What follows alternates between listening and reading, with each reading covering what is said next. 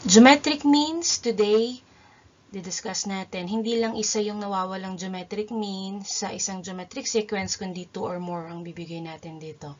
So again, geometric means is the term or terms inserted between two non-zero terms of geometric sequence. So kapag kaisa lang, mean lang yon. Pero kapag more than that, it's between two or non-zero terms, geometric means na yon. So ngayon, didiscuss natin, marami siya sa isa. The formula that we're going to use is this one. So that's R equals the n minus 1 root of a sub n over a sub 1. So a sub 1 is our first term and a sub n is our last term. And n is the number of terms. So itong tatlong to, given na yan. And we're going to use this formula to get the value of the common ratio. Okay, so first example, insert 3 geometric means between 2 and 162.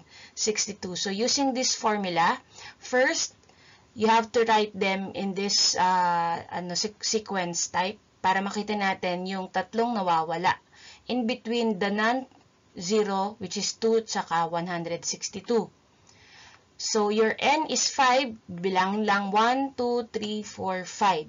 So 3 plus yung dalawa, that's 5. And then, a sub 1 is the first term, which is 2. And then, the last term, which is a sub 5 na, kasi 5 sila, 162. So, to get the value, so medyo mahaba siya, that's R equals, the formula is n minus 1, so our n is 5, so that's 5 minus 1. Root of 162, which is your last term, and then divided by 2. So, if you can divide 162 by 2, you can simply divide them, tapos magiging 81 siya. And 5 minus 1 is 4. Now, the fourth root of 81 is 3. Because if you multiply 3 4 times by itself, the answer is 81. So that's 3 times 3 times 3 times 3. So that is 81. So that is the common ratio, but this is not the final answer. To get the next term after 2, all you need to do is to multiply 2 by 3, so that is 6. 6 times 3 is 18, and 18 times 3 is 54. So, yung 3, dito siya magagamit. You have to multiply it to get the next term. Okay? So, I hope it's clear. Next, let's proceed to our example number 2. So, you have to insert 4 geometric means between negative 5 and negative 160. So, again, you have to write your sequence with 4 blanks in between negative 5 and 160 negative. So, that's 4 geometric means. So, 4 yung blanko natin. So, take note that our given negative number. So, our n is 6. So, obviously, it's 4 plus 2. 4 na blanco at 2 given. So, 6 sila lahat. A sub 1, the first term is negative 5. And the last term, which is a sub 6, is negative 160. So, this is the formula again. N minus 1, that is 6 minus 1. 160 is negative, so 160 divided by negative 5. If we will divide both negative, the answer is always positive. So 32 now is the answer for this one, and 6 minus 1 is 5. The fifth root of 32 is 2. Because if you multiply 2 5 times by itself, the answer is 32. Again, you have to use the TAE method. Next. To get the next value, we will use 2 as our common ratio. So, multiply natin. So, negative 5 times 2. Take note that 1 is negative. So, that's the answer is also negative. So, and so on and so forth. Hanggang makuha natin yung hanggang pang-4. If you want to check this 180, multiply it by 2. That's 160, right?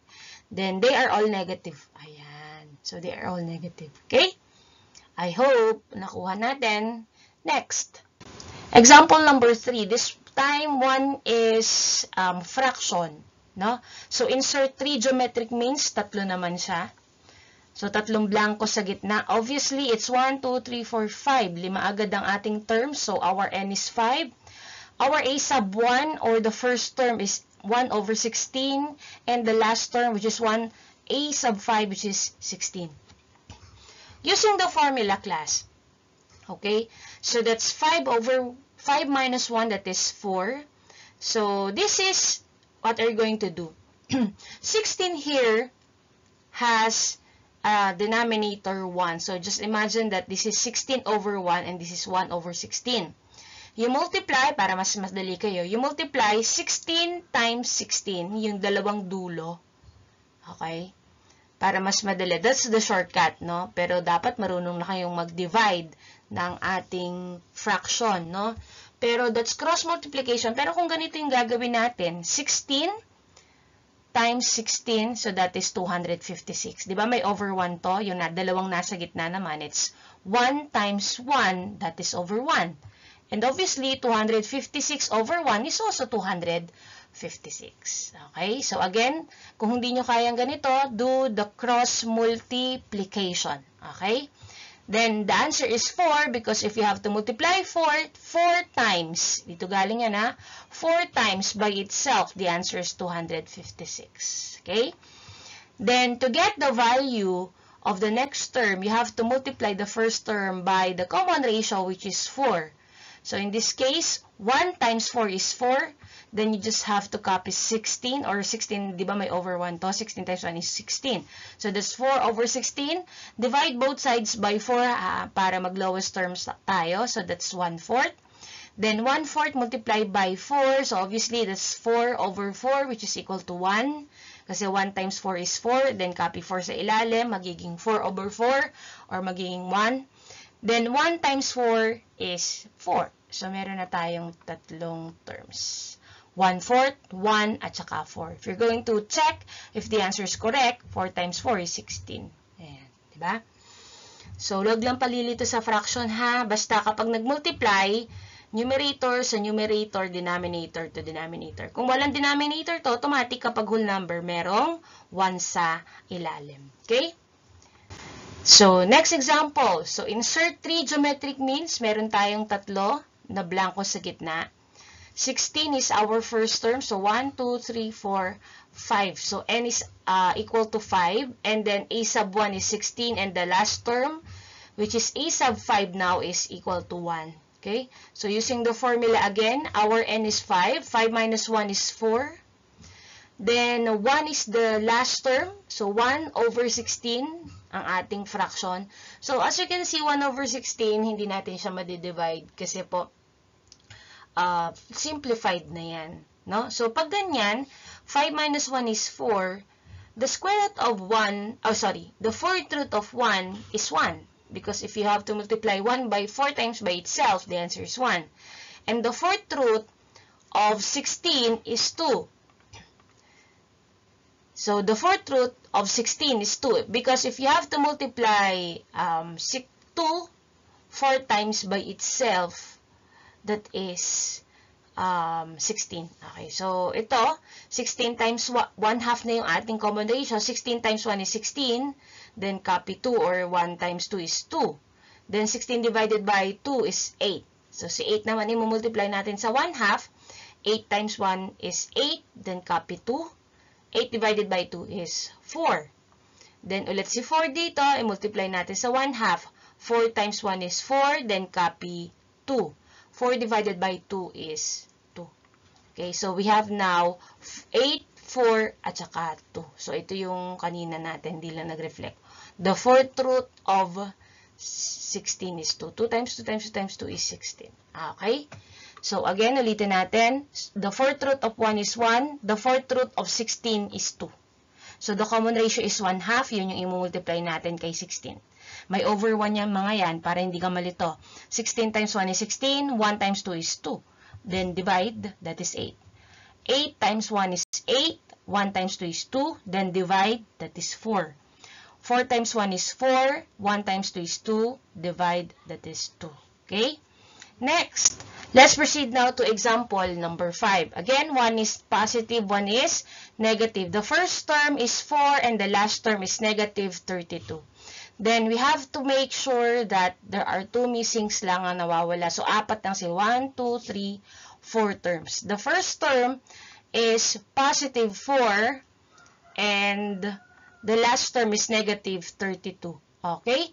So, using the formula, 32 is now sa numerator and then divided by 4. Our n is 4, that's 4 minus 1. 32 divided by 4 is 8. 1 is negative, so that's why 8 is negative. Hindi lahat ng negative na base na nasa loob ng radical symbol ay may sagot. Sometimes it's imaginary. But since this is cube root, no? Cube root siya, 3 beses mong i-multiply si negative 2. Ito siya. Negative 2 times negative 2 is positive 4. But you have to multiply positive 4 to negative 2. Negative 8 siya. Okay? That's why the answer is negative 2, not positive 2. Okay pa? So, to get that, that is 4 times negative 2. So, that's negative 8. And negative 8 multiplied by negative 2. So, again, they are both negative. So, that's why that is positive. If you want to check, eto, lumabas na siya. 16 times negative 2 is negative 32. Ayan. So, chinek lang natin sa part na to, no? Para pakita ko lang din sa inyo on how to check if your answer is correct. Okay. So, I hope it's clear. So, you have this insert 2 geometric means between 9 and 243. Again, 2 lang siya. Insert the 3 geometric means between 1 over 81 and 1 over 30. Again, to divide this to cross multiplication. Okay? So, dahil nasa bahay kayo lahat, wala po tayong time limit sa pag-answer, but make sure matatapos natin siya kasi sa klase, bibigay ko lang to ng 10 minutes. So, try to check kung kayang-kaya natin siya within 10 minutes. So, thank you so